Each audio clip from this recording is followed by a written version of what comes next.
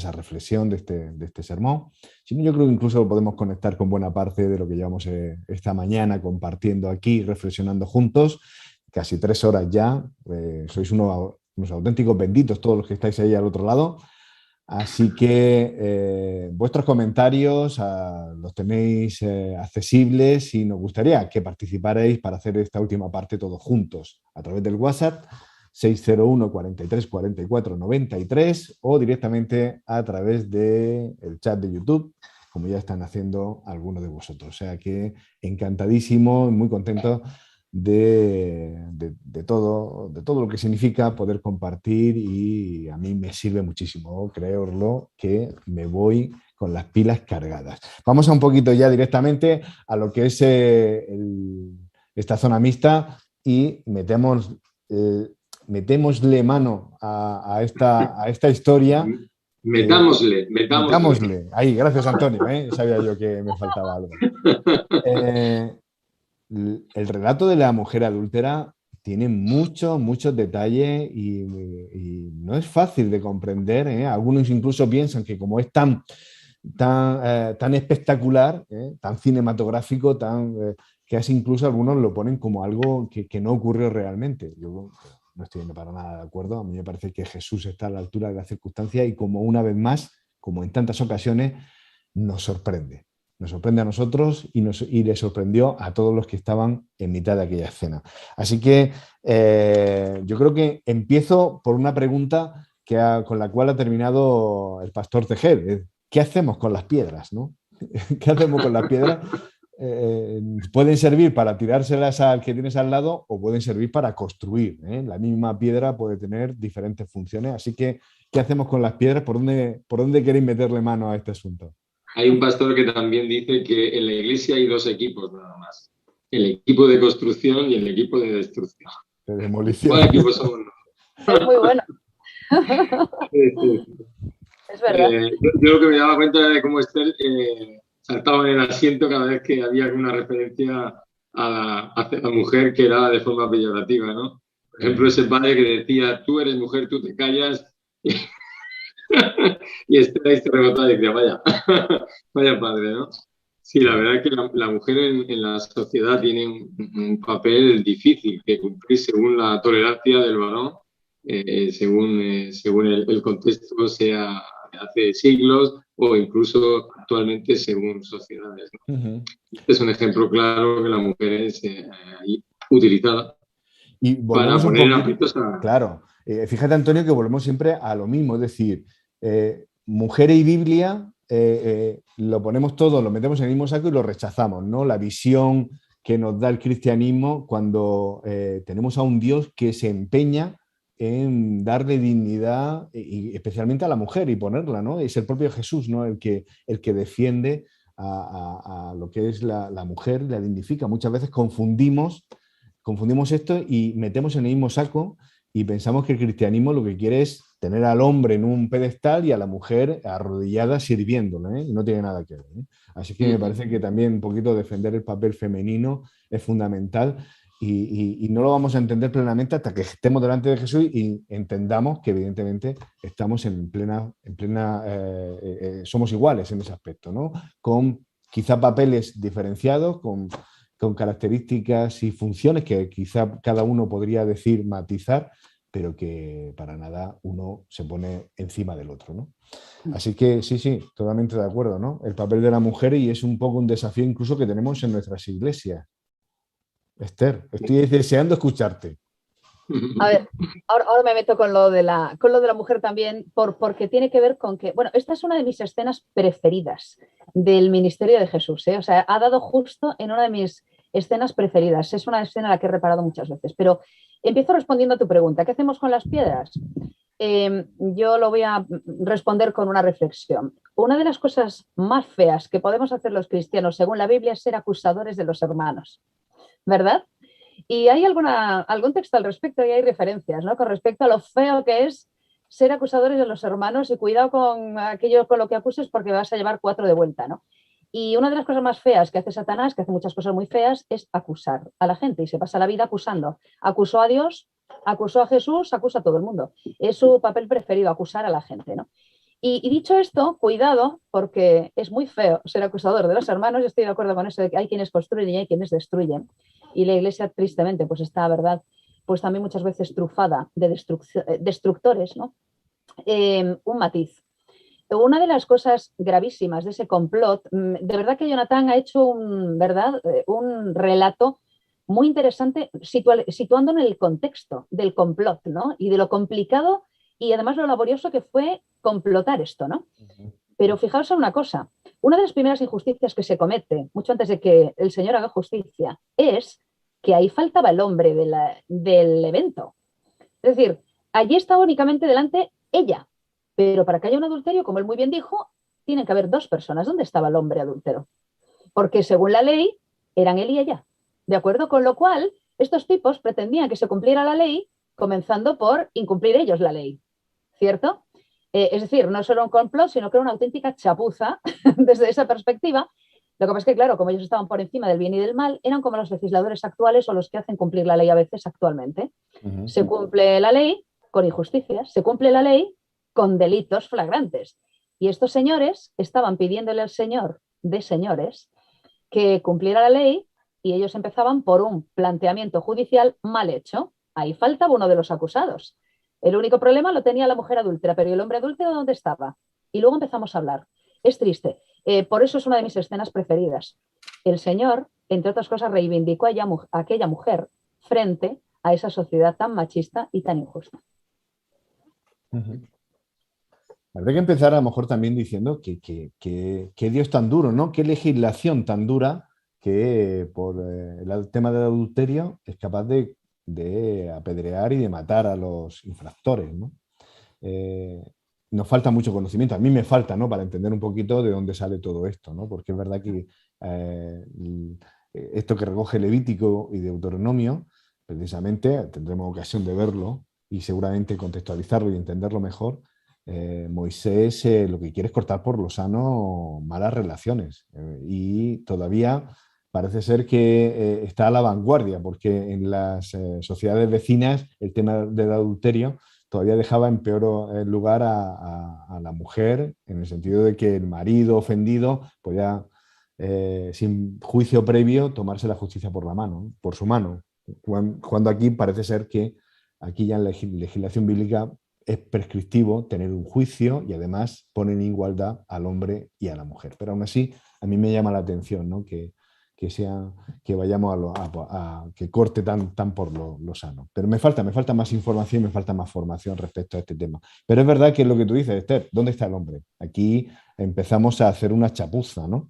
Es evidente que hay un complot, que aquí van a por Jesús, y no nos reparan en utilizar a la persona. Es decir, tenemos a una mujer que es el medio para ir contra Jesús. Aquellos fariseos utilizan a esta mujer y no reparan en que van a por ella, en que van a matar a alguien con tal de que se cumplan lo que ellos quieren, que es acabar también con el ministerio de Jesús, que aquellos hombres tienen los pelos de punta y están llevándose las manos a la cabeza porque ven que un rabino está poniendo patas arriba toda la concepción de la religiosidad y de lo que ellos entienden que debe ser la relación con Dios.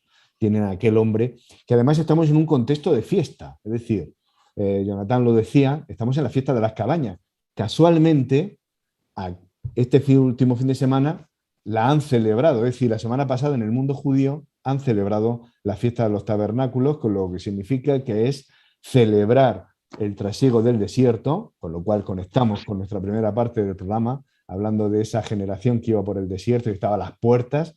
Pues una de las grandes fiestas que tenía el pueblo judío era pasar una semana habiendo construido una pequeña enramada, por eso era la fiesta de las cabañas, de los tabernáculos, de las enramadas, es decir, salían de las casas cerca o en las afueras de la ciudad, construían una pequeña tienda de campaña que eran con ramas, con palmeras y con telas, y ahí pasaban los días de fiesta, invitándose unos a otros y celebrando, y decían que lo pasaban tan bien que ahí no sabían quién era el rico y quién era el pobre, porque todos tenían que construir con eso, para que nadie se hiciera una super cabaña de oro o de piedra, sino que todos iguales, celebrando la fragilidad del ser humano, la fragilidad y la necesidad de depender de Dios. Con lo cual, en ese contexto, toda la ciudad llena de gente, ahí está Jesús celebrando, y en ese contexto es donde le llevan delante de la multitud y quieren acabar con Jesús. A mí me parece escalofriante que quieran utilizar una mujer y que se sirvan de ella, de aterrorizarla e incluso querer matarla para poder llevar adelante sus planes, que es quitarse de en medio a aquel rabino. Yo no sé vosotros qué pensáis, pero pobre mujer, ¿no? Pobre chica aquella. Fíjate, comentaba algo también, Jonathan, muy interesante, ¿no? Y es el hecho de que el complot, que estaba perfectamente organizado y que seguramente les llevó tiempo, sí. tenía como objetivo hacer el mayor daño posible. ¿De acuerdo? No sale de un día para otro, sí.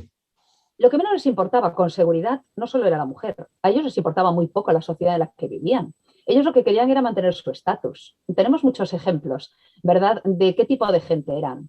En realidad, ¿de qué tipo puedo decirlo? Gentuza. Eran gente realmente mala. Era gente que utilizaba, comillas, lo que ellos presumían era la ley de Dios para fastidiar al prójimo, para mantener un sistema claramente clasista, para mantener, ¿verdad?, un sistema en el que había ricos y pobres, hombres y mujeres, judíos y gentiles. Menos mal que luego viene, ¿verdad?, la solución a ese desastre. Pero es que en realidad el sistema era injusto en su base. Ellos en la cúspide, perdona, Esther. Claro, el tema es que Jesús, claro, con lo que hacía y con la ruptura de esquemas que les planteaba, les rompía el chiringuito. ¿Sabes? Era lo que ocurría, hay muchos paralelismos en ese sentido, pero lo que ocurrió en su momento también, ¿verdad? Cuando algunos se sintieron amenazados por un tal Lutero, es posterior a ello, ¿verdad? Se sintieron amenazados porque el chiringo se les estropeaba en un momento. Y nosotros hemos vivido aquí de esta manera, manteniendo efectivamente las cúspides de poder y las cúspides de opresión con respecto a los demás, y resulta que aquí nos están contando que este Jesús y ese Dios en el que cree es un Dios que no hace acepción de personas. Y es un Dios que funciona de otra forma. Y es un Dios que tiene amor y que la forma de impartir justicia es precisamente la gracia. Es que no tiene nada que ver con lo que ellos estaban planteando. Este Jesús era destructivo para su sistema, les estaba, ¿verdad?, estropeando el negocio. Y hay que ver la sutileza, pero también la grosería con la que esta gentuza organizó y complotó todo esto para buscar el mayor daño posible, sin importar el precio de ese daño. Y es una imagen que nos habla efectivamente del nivel de maldad. Él se preguntó muchas veces en el sermón, ¿cuán bajo puede caer el ser humano? Y no se estaba refiriendo a la adúltera, se estaba refiriendo a los que metieron a la mujer adúltera en ese lío. Bueno, y que pretendían evidentemente cargarse a Jesús. Con esa ilustración de la casa has retratado muy bien cómo por fuera las personas pueden estar aparentemente atractivas y por dentro estar malolientes y desordenadas y sucias, ¿no? Y el resultado está a la vista, ¿no? Como urden con mentira un plan para, en teoría, atrapar a Jesús, pero claro, Jesús los atrapa a ellos, ¿no? Con esa autoridad que emanaba de él y que como recoge la Escritura, dice que enseñaba con autoridad y no como lo que tienen los escribas, ¿no? La mujer se ha sentido perjudicada a lo largo de la historia, recibió de parte de Jesús siempre un trato digno, pero sabemos que en la Iglesia cristiana, esto es como una pincelada, pero habría que pensar, se desarrolla en base siempre a los primeros escritos de Pablo, que las cartas son antes, ¿no?, que los evangelios, ¿no? Entonces puede que haya ahí un peso, habría que analizarlo, yo lo dejo solamente ahí caer, ¿no?, de que Pablo, claro, tiene unas declaraciones que son muy polémicas, que están recogidas en sus cartas, ¿no? De la mujer que tal, que se calle, que esté sometida al marido, etcétera, ¿no? Una serie de cosas ahí que no encajan con el trato que Jesús daba a la mujer, como tú has dicho, sin hacer acepción de personas. Y incluso, si es cierto lo que creemos, que esta mujer tomada en adulterio y que es, digamos, por Jesús rehabilitada, solemos llevar muy mal los humanos, ¿no?, la rehabilitación que hace Jesús de otras personas, como en este caso de la adúltera. Porque sucedió que si es María Magdalena, cuando ella sabe que van a matar a Jesús, porque conoce la maldad de estas personas, pues ella quiere hacer todo lo que tiene. Y todo lo que tiene es todos sus ahorros en un frasco con perfume. y entra allí a la casa donde se supone que está cenando Jesús, tropieza y se cae, como muy bien describe Morris Benden en su libro. Y entonces, ¿qué piensa Simón el fariseo? Si este hombre fuera profeta, sabría qué clase de mujer le está tocando. Llevamos mal a aceptar a personas que ya Jesús ha rehabilitado. Ya no solamente porque en el hecho mismo de ahí Jesús dice, ni yo te condeno. Ahora, por favor, vete y no peques más, ¿no? Pero una vez que ya está rehabilitado, mira, la adúltera que el otro día, ¿vale? Estigmatizamos a la persona y no creemos que Jesús ya ha hecho una obra rehabilitadora y que esa persona tiene el deseo en su corazón de no volver a cometer el error. Eso es importantísimo. Nos convertimos como aquellos de las piedras en acusadores a posteriori. Y Jesús le tiene que contar a Simón una historia, como Natán se la contó a David. Mira, un hombre tenía 2 deudores y uno le debía poco y otro le debía mucho y a los 2 perdonó. ¿Cuál le amaría más? Y Simón dice, pues hombre, yo creo que el que más le perdonó. Pues claro, mira, esta mujer que yo he entrado aquí, no me has hecho ni me has lavado los pies y ya está aquí jugándolo con su cabello y con sus lágrimas. Por lo tanto, lo que esto se ha hecho, esto se contará siempre.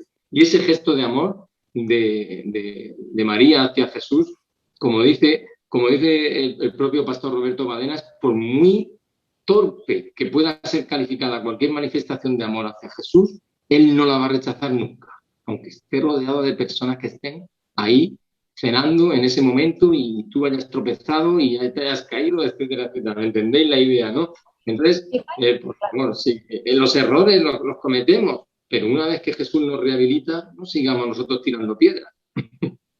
Pero fíjate que antes de que se tire la piedra, hablábamos antes del acusador, ¿no? Y de cómo son los acusadores. A mí me resulta fascinante el hecho de que Jesús, a lo mejor a nosotros nos hubiera gustado, no sé, hacemos Biblia ficción, nos hubiera gustado que Jesús dijera, pero un momento, ahora que os tengo a todos delante, voy a jugar a vuestro mismo juego. Tú, que estás ya en primera fila, tú, y que de repente él, que tenía conocimiento de todo lo que estaba ocurriendo, los hubiera dejado en evidencia delante de todo el pueblo. Sin embargo, la imagen fascinante que nos brinda la Biblia es un Jesús que está callado y él pone allí, escribe, y suponemos que lo entendía cada uno personalmente, que nadie se sintió acusado por Jesús en ese momento en público, ¿verdad? Sino que empezaron a leer aquello y dijeron, uy, uy, y se fueron, también callados, y en silencio. ¿Qué diferencia? Los dejó en evidencia sin decir nada, ¿verdad? Es decir, conocía evidentemente sus corazones, pero empezó a escribir aquello, pero no les afeó la conducta delante de todo el mundo. A veces a lo mejor nos hubiera gustado, ¿verdad? En algún caso, si nos dejáramos llevar por algunos impulsos primarios, decir, ay sí, ahora que estoy aquí, espérate, que yo lo sé todo, os voy a poner a andar y no os van a quedar ganas de hablarle nunca más a nadie. Pero no, ese Jesús es completamente diferente. ¿Cuántas lecciones hay en esta escena? ¿Cuántas? Sí. Es que yo quisiera saber la vida de aquellos hombres después, es decir, no se nos cuenta y bueno, ya nos entraremos, pero es muy curioso saber cuando alguien se siente desnudo porque ya no tiene nada que esconder y le muestra y se ha desnudado ante otro, pueden pasar un par de cosas básicamente. O que vuelvas a tu ceguera previa, es decir, vuelvas a cubrirte con tus harapos y con tus escudos, con tus defensas y vuelvas a las andadas decir, y a justificarse, y lo hacemos continuamente. O puede ser que haya un cambio en el sentido de decir, tú ya me has visto cómo soy, tú me has visto mis vergüenzas, contigo ya no puedo jugar a esa doble moral de hacerme el digno cuando tú ya sabes cómo ha sido mi vida previa, ¿no? Y eso pasa cuando tenemos ese amigo en el cual, pues, evidentemente sabe nuestra más intimidad, nuestra intimidad más recóndita, ¿no? Y tenemos esa persona, ¿no? Que forma parte y como diciendo, no juegues conmigo, diciendo, si yo te he visto, cuando tal, ¿no? Entonces, cuando tenemos eso, tenemos esa experiencia, yo creo que tenemos la oportunidad de decir, mira, contigo puedo ser auténtico, contigo ya no tengo necesidad de jugar a otra cosa. Y yo quiero pensar que seguramente parte de esas personas que se volvieron de esa situación, creo que a mí no me extrañaría, ¿no? Que realmente fueran luego de esos que se unieron a esas primeras comunidades buscando esa oportunidad de decir, jolín, yo que me he sentido desnudo, que me has confrontado, que me has mostrado, yo no puedo mirar ahora hacia otro lado o volver a las andadas, ¿no? Aún así, volvemos muchas veces a nuestra ceguera previa y seguimos R que R, a pesar de que Dios muchas veces nos ha quitado esas defensas y nos ha quitado esa coraza, ¿no? Y nos ha dicho, hijo mío, a ver si lo que tú necesitas es esto, ¿no? Y aún así, pues queremos volver, ¿no? Y seguramente habría otros que en situaciones análogas volverían a levantar la piedra contra otra persona, ¿no? Y esa es la tristeza y eso es un poquito lo que tenemos. Pero, ¿por qué no pensar que muchas de esas personas, o algunas de ellos, seguramente decidieron cambiar?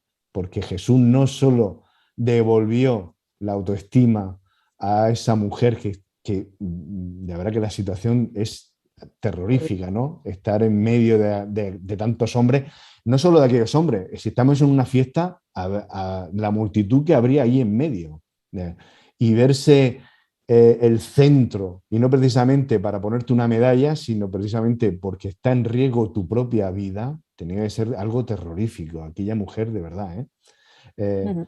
Y sin embargo, yo quiero pensar que aquellos hombres, algunos de ellos, debió de marcar una diferencia para bien, ¿eh? Pero me gustaría saber, me hubiera gustado saber qué hubiera sido de aquellos, ¿no? El post de aquella gente, ¿no?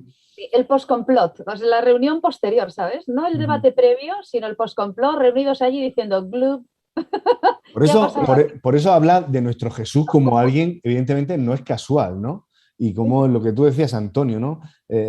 Como Jesús, o como tú decías, Esther, lo más fácil hubiera sido, os vais a enterar, me ponéis en esta, contra la espada y la pared, pues yo tomo la espada como diciendo, de aquí salimos a guantazo limpio. Y Jesús es tan elegante, tan, Ujú.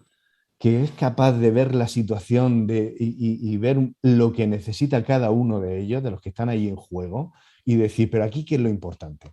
Y yo me pregunto muchas veces, Jofra, ¿qué es lo importante en tu vida? Y yo a veces me pierdo, ¿no? Me pierdo y a veces me enredo en cualquier situación y como un perro cojo el hueso que me parece y estoy ahí royendo, sin ver un poquito esa situación.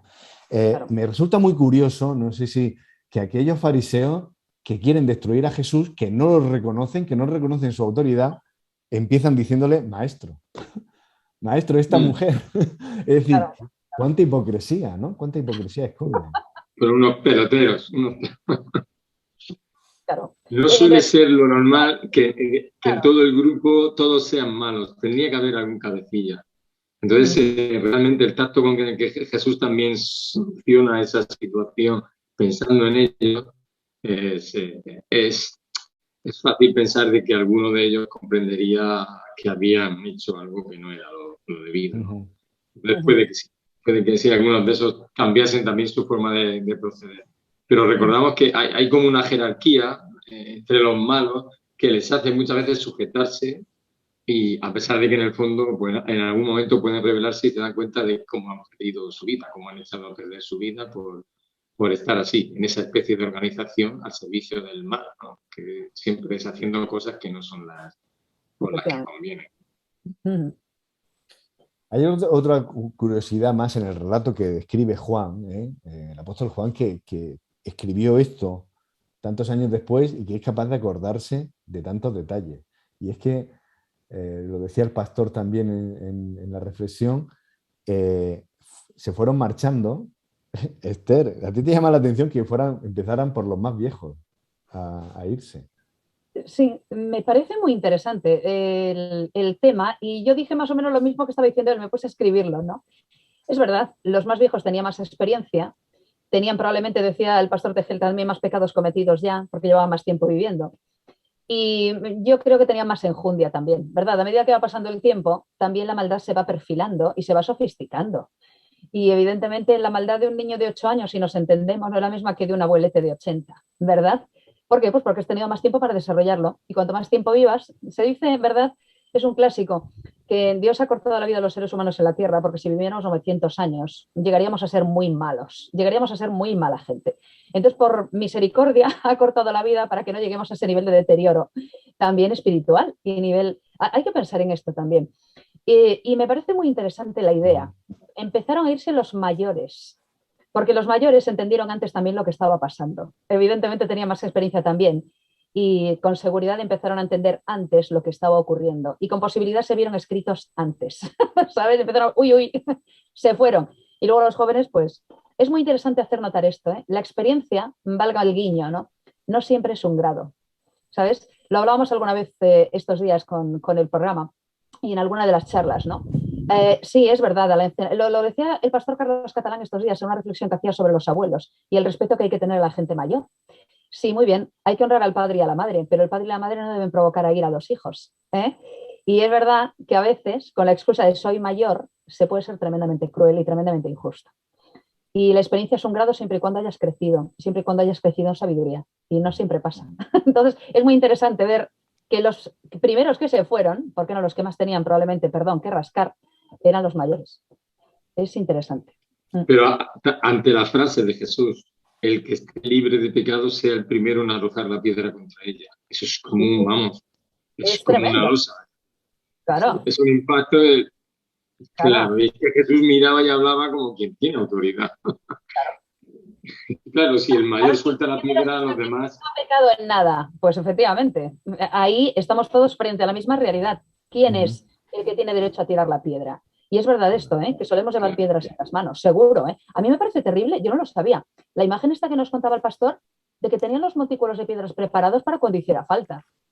O sea, claro, es un nivel es alucinante, ¿no? Es un nivel de normalización de esta historia que resulta dolorosa, ¿no? Mira, como ya sabemos que vamos a tener y el nivel de participación, ¿te acuerdas que Pablo, perdona que te interrumpo, Pablo estaba guardando la ropa cuando estaban apedreando a Esteban? Es el nivel también de participación de otros. O sea, unos tiran la piedra, otros guardan la ropa, está todo muy organizado. El montón ya lo ha hecho alguien, pues, claro, que es una... Y luego también la muerte de Esteban es similar, o sea, está diciendo como Jeremías, recordando la historia de Israel, pero ellos se rechinaban los dientes, se tapaban los oídos y al final le quitan la vida. Es que así se empeñan en el mal, es verdad que es un momento profético que a partir de ahí ya pues, se acabó la oportunidad para el pueblo escogido, por decirlo ahí, el pueblo de Israel, ¿no?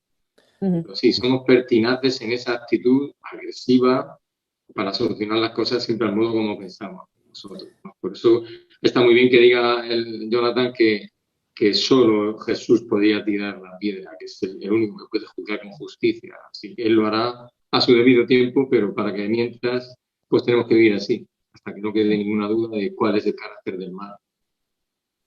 Qué bonito, ¿no? Esto también y qué interesante esta contradicción de que son los injustos, aquellos que necesitan el perdón también, aquellos que tienen que dar explicaciones, los que quieren condenar y ser jueces, y sin embargo, el que tiene autoridad y el que tiene posibilidad de ser juez no quiere serlo, es decir, no condena. Bueno, no quiere serlo, sí, pero no condena, no se abstiene, sino que simplemente le dicen no te condeno.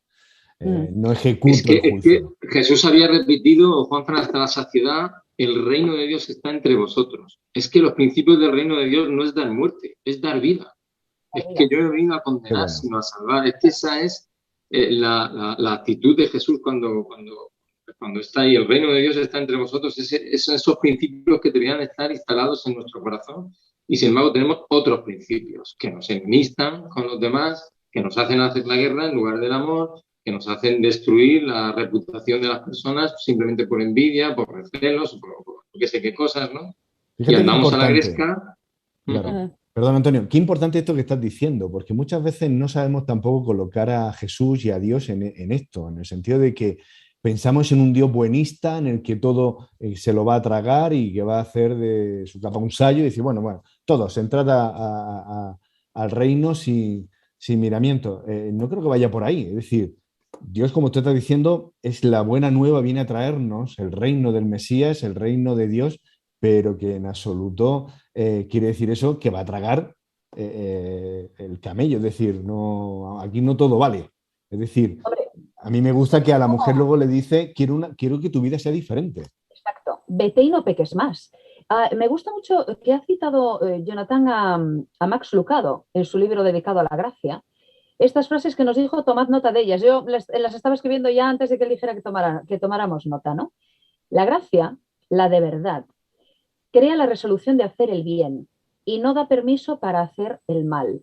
Y él añadía después que la gracia te transforma. Evidentemente es algo completamente distinto. Te sitúa frente a tu propia realidad y hace que desees hacer las cosas mejor.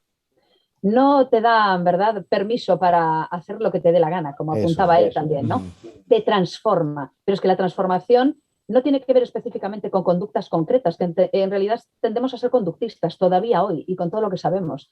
Se transforma tu relación con Dios primero, lo que tú permites que el Espíritu Santo haga en tu vida y por lo tanto eso se transforma o te transforma y se convierte en efectivamente resultados, en los frutos del Espíritu que ya conocemos, gozo, paz, amor, paciencia, benignidad, tiene que haber un cambio, evidentemente. Si ella se van después de haber pasado esto y vuelve a adulterar, efectivamente, ¿qué ha pasado aquí? ¿De qué ha servido esto, no? Claro. Con seguridad la vida le fue guardada para cambiar de vida. Imaginaos qué testimonio ha podido dar esa mujer a lo largo de su vida después, ¿verdad?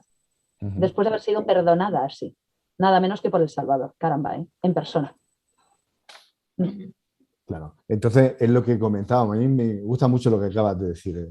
¿Todo esto para qué? ¿No? Todo pasar por todo esto, por el terror de la mujer, por la acusación de aquellos hombres, de aquellos fariseos, la multitud que está, los espectadores, toda esta escena, ¿para qué? Y evidentemente no puede ser para volver otra vez a lo mismo. Tú acabas de poner un término que a mí me parece que es una de las claves y es la transformación. Es decir, que Dios aparezca en tu vida significa que tiene que haber una transformación y una transformación a mejor.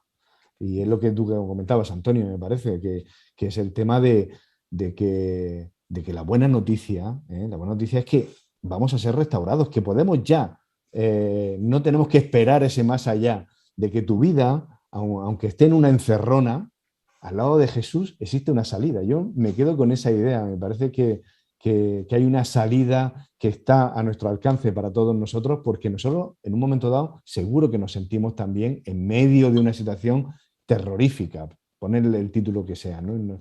Nuestra propia experiencia. Sin embargo, con Jesús nos puede sorprender las posibilidades que podemos tener. A mí me parece que esa transformación está accesible, porque volvemos a incidir, y un poquito ya estamos terminando, ¿no? Se hace justicia. Decía el pastor que sí se hace justicia. Pero claro, ¿cuál es nuestra noción de justicia, ¿no? ¿Cuál es la noción de justicia que nosotros aplicaríamos si tuviéramos potestad para ejecutar el juicio, si estuviéramos vestidos con la toga negra? ¿O cuál es la justicia de Dios? Y yo lo único que se me ocurre es, menos mal que el que juzga es Dios. Porque si tuviera que hacerlo yo, iba a meter la pata. Es una de las frases que dirá toda la creación redimida, ¿no? Justo eres tú, Señor, ¿no? O sea, vamos a declarar la justicia de Dios, por lo tanto podemos confiar perfectamente en la justicia divina, ¿no? Hay otro caso más de rehabilitación de Jesús con una mujer que es muy llamativo, que es el de la samaritana. Jesús le habla claramente como a ninguna y le hace una revelación como a ninguna, ¿eh? Y le dice hasta incluso que es el Mesías, ¿no? Pero dice, no, 5 maridos has tenido y el que tienes no es tu marido. Luego va diciendo la samaritana por ahí, me ha dicho todo lo que he hecho. O sea, venid a ver si este va a ser el Mesías, me ha dicho todo. O sea, hay personas a las que Jesús les dice, mira, todo lo que has hecho, y se lo toman bien.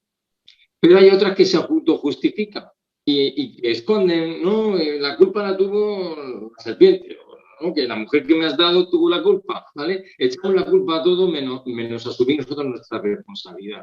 Eso es por lo que a veces el cristianismo no es aceptado, porque nos compele a un cambio, como hablábamos hace un momento, a esa transformación. Y realmente la samaritana estaba exultante.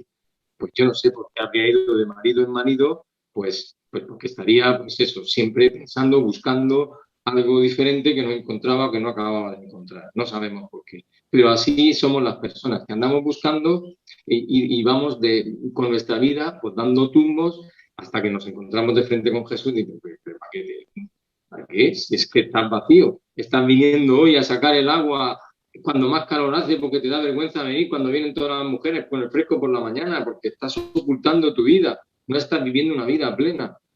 Jesús lo que quiere siempre es rehabilitar y en este caso es maravilloso. Lo hace de una manera que no humilla a los acusadores, que los deja a la reflexión y seguro que en algún modo lo que él estaba escribiendo en la arena era algo que tenía que ver con la vida de ellos, que nos hace reflexionar, y como tú decías, Juanfran, puede que tal vez incluso arrepentirse y cambiar su modo de vida por eso que solía Jesús hacer, ¿no? Que había mejor.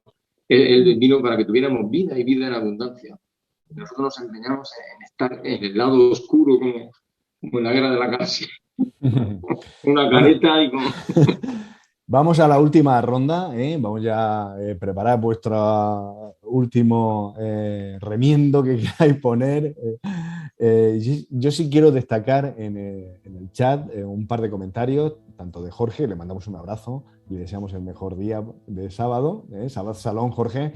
Él comentaba que el problema del pecado, todo esto de la ley, el juicio y la gracia, en resumen, es el centro del debate, del gran conflicto que busca descalificar moralmente a Jesús, cercenar su influencia sobre el pueblo. Evidentemente, si tiramos de la cuerda, estoy de acuerdo contigo, al final todo esto ¿de qué va? De poner a Dios un poco en el banco del acusado, ¿no? Joaquín también nos comenta, nosotros a día de hoy muchas veces estamos más dispuestos a mantener la pureza de la Iglesia con armas de destrucción masiva que con las del amor y la restauración, y siendo como somos también pecadores. Así que yo no sé, me parece acertado vuestros comentarios.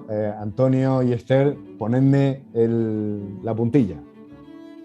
Pues mira, si quieres, para no ser yo el último, que la otra vez sí que fui el último, sí que voy a decir, solamente es una pincelada, y es, no tengas ni albergues en tu mente el pensamiento que puedes enfrentarte a Dios y vencer. En ningún momento puedes presentarte frente a Jesús y pensar que vas a vencerlo. Vas a ser derrotado seguro, porque es que es Dios, es que Jesús es Dios, es que es Dios encarnado. Por lo tanto, ningún pensamiento que alberguemos en nuestra cabeza que enfrente lo que Él enseña, lo que Él recomienda para nuestra felicidad y para nuestra salvación, nos va a ir bien. ¿Vamos a perder? Sí. Entonces, la enseñanza que podemos sacar de aquí es Jesús siempre va a defender a ese que nosotros acusamos, a ese débil, incluso a aquel que incluso nosotros mismos hemos incitado al pecado y que queremos culpabilizar, y nosotros vamos a salir escaldados, ¿no? Hay una enseñanza de amor que se manifiesta en el trato de Jesús hacia esa pobre mujer engañada y hacia esos hombres que querían utilizar esa justicia humana. Entonces, estamos frente a Dios, como hizo Moisés, quítate el calzado de tus pies, porque en el lugar que estás es el santo. Esther. Yo me quedo con la imagen y rescato algo que nos decía Jonathan en el sermón, cuando Jesús y la mujer estaban solos ya. Él recuerda que se agachó lo suficientemente bajo como para dormir en un pesebre, trabajar en una carpintería, dormir en una barca de pesca, lo suficientemente bajo como para relacionarse con ladrones y leprosos, lo suficientemente bajo como para ser escupido, abofeteado, clavado y traspasado, y lo suficientemente bajo para poder ser enterrado. Pero ese Jesús que se agachó también al lado de aquella mujer, se agacha también a mi lado. ¿De acuerdo? Y él defendió a la mujer, se levantó. Primero se agachó, pero luego se levantó. Defendió a la mujer y silenció a sus acusadores, y terminaba lo que nos decía el pastor Pejel, y él hace lo mismo por ti. Amén. Se agachó para venir a la tierra, se agachó para escribir aquellas cosas, pero se levantó para defender a esa mujer. Y ese Jesús es el que me defiende a mí cuando estoy a solas con él, y me defiende de mis acusadores. Con lo cual, alabado sea. Pues alabado sea. La verdad que yo lo único que puedo dar es gracias. Gracias por vuestra compañía, porque me voy con las pilas cargadas. Gracias por acompañarme y ojalá que os pueda servir para este programa, para lo que está hecho, que es para acercarnos un poquito más a Jesús, a nuestro Jesús, que es el único que verdaderamente puede dar ese verdadero sentido, esa paz y esa tranquilidad para ir por la vida. Terminamos aquí, programa 208.